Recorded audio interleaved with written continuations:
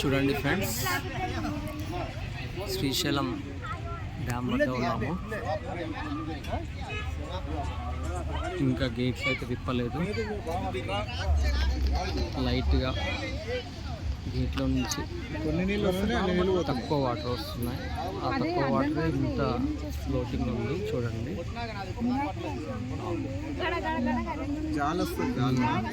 చూడండి, ఇక్కడ మీరు బోట్లు అబ్జర్వ్ చేయొచ్చు.